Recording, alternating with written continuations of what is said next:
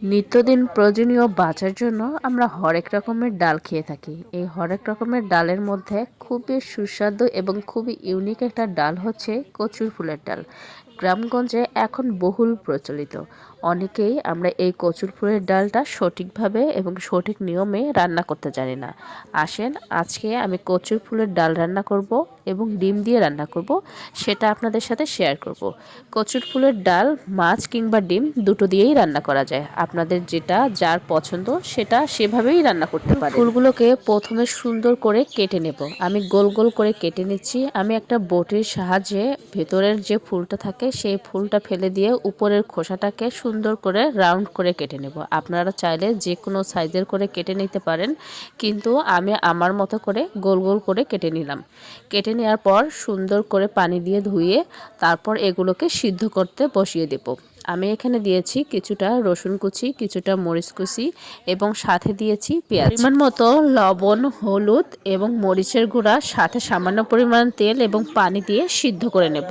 সিদ্ধ করার পর আমি এখানে বাটনির সাহায্যে বেটে নিয়েছি। আপনারা চাইলে ব্লেন্ডারও ব্লেন্ড করতে পারেন। বাটা হয়ে গেলে আমি ওটাকে এক সাইড করে রেখে দেব।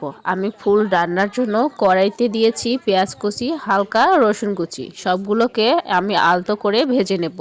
তার মাঝে দিয়েছি আদা বাটা, রসুন বাটা এবং মরিচ বাটা। আমি এখানে কাঁচামরিচের ফ্লেভারের জন্য কিছুটা কাঁচামরিচ বাটাও ইউজ করেছি। কাঁচামরিচ দেওয়ার পর হলুদ, লবণ, মরিচের গুঁড়া, মশলার গুঁড়া এবং দিয়েছি এখানে কিছুটা গরম মশলা। সবগুলোকে আবারও ভালো করে কষিয়ে নেব।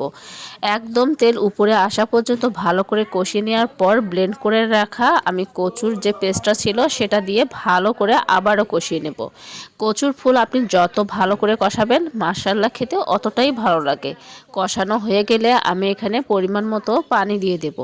আমি একেবারেই পানি দিয়েছি ঝোলের জন্য। আপনারা চাইলে আরও একবার পানি এখানে ইউজ করতে পারেন। যেহেতু কচুর ফুলটা আমি এখানে বেশ খানিকটা সিদ্ধ করে নিয়েছি, তাই এক্সট্রা পানি দেওয়ার কোনো প্রয়োজনই পড়েনি।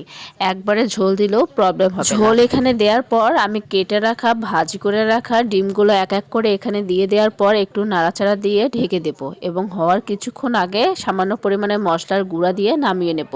মাশাআল্লাহ খেতে কিন্তু অসাধারণ লাগে। যারা কচুর ফুলের ডাল কখনোই খাননি একবার হলেও ট্রাই করে দেখবেন। আর যারা এই রান্নার রেসিপিটা এখনও জানেন না তারা একবার হলেও দেখে নেবেন এবং রান্না করে বাসায় একবার হলেও ট্রাই করে দেখবেন। আমার এই কচুর ফুলের ডালের রান্না আপনাদের কাছে কেমন লাগলো অবশ্যই জানাবেন।